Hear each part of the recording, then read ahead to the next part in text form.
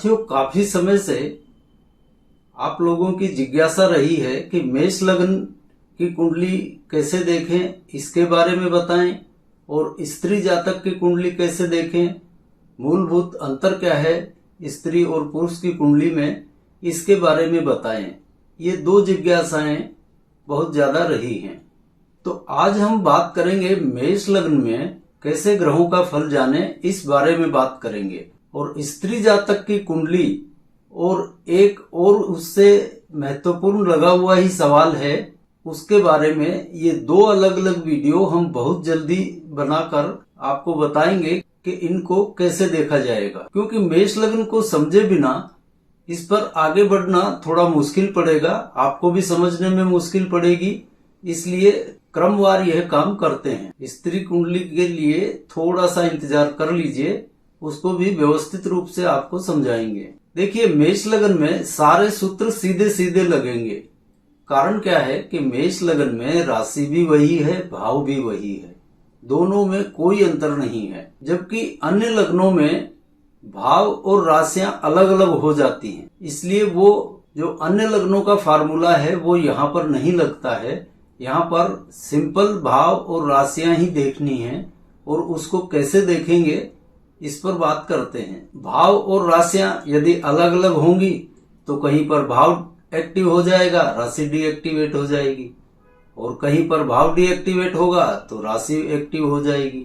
इसलिए उनमें यह फार्मूला लगाना पड़ता है। उनमें से मेरा मतलब मेष लग्न के अलावा सभी लग्नों में ऐसा ही होता है। जबकि मेष लग्न में सिंपल उच्च और नीच से ही ग्रह चलते हैं। और यूं भी आप देखेंगे तो वो फार्मूला जो कि अन्य लग्नों में हम लगाते हैं वह मेष लग्न में लगने का कोई उपाय ही नहीं है। यदि आप और हम चाहें कि वह फार्मूला यहाँ पर अप्लाई करें तो भी अप्लाई नहीं कर पाएंगे।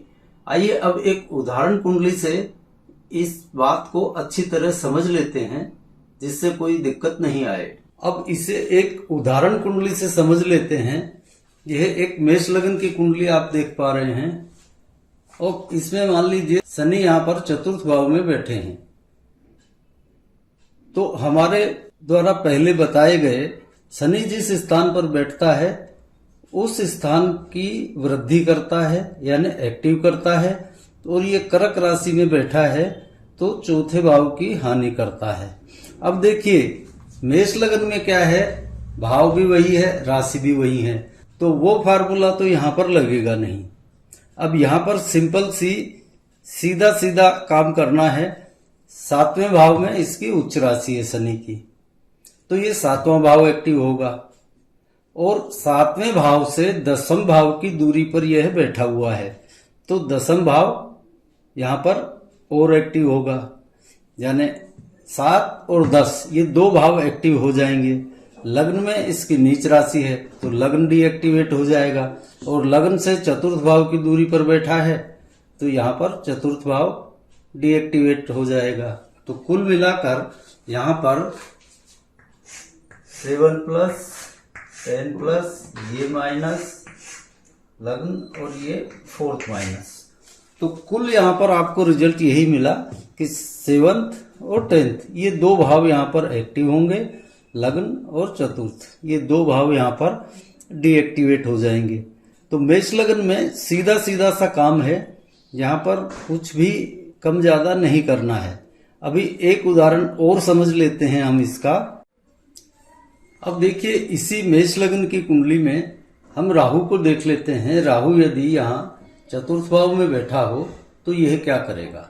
अब सिंपल सी बात है, राहु यहाँ पर षष्ठेश है, इसकी उच्च यहाँ एकादश भाव में है, तो एकादश यहाँ पर एक्टिव हो जाएगा, और एकादश से छठे भाव की दूरी पर बैठा है तो ये छठा भाव यहाँ पर एक्टिव होगा।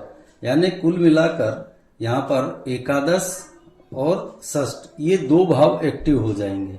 अब राहु की आपको प्रकृति पता है कि ये जहां बैठेगा वहां नुकसान तो करेगा ही, तो इसने चतुर्थ भाव को यहाँ पर ये सिर्फ डीएक्टिवेट कर देगा। यहाँ पर सिंपल सी बात है, और कि उच्च और उच्च से दूरी ये दो भाव तो पक्की हैं।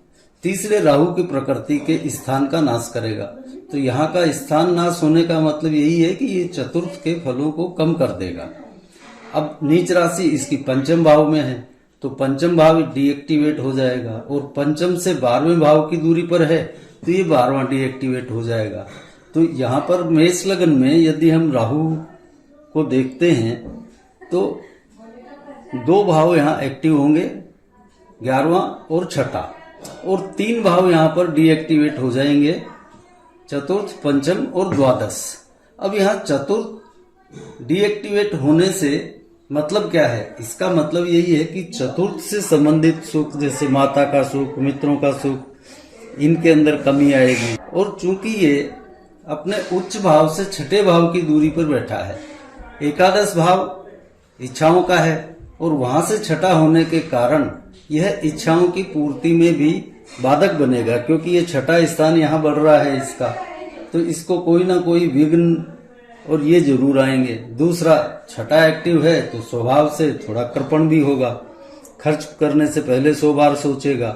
तो ऐसा कुछ मिलाकर राहु यहाँ मेष लग्न में फल देगा। अन्य लग्नों की तरह यहाँ पर ये राशि तो बढ़ेगी ही नहीं, क्योंकि राशि और भाव यहाँ एक ही हैं।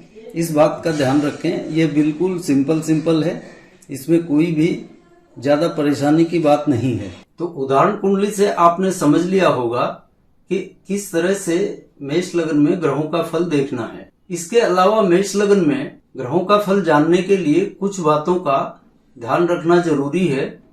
वैसे तो आपको शायद उदाहरण कुंडली से समझ में आ ही गया होगा, लेकिन फिर भी हम आपको 2-3 बिंदु बता देते हैं। सबसे पहले तो जिस भी ग्रह का फल देखना है, उस ग्रह के बारे में जान लीजिए कि वह कौन सा भावेश है, यानी कौन से भाव का अधिपति है, क्योंकि ग्रह अपने भाव से तो बंधा हुआ ही रहता है।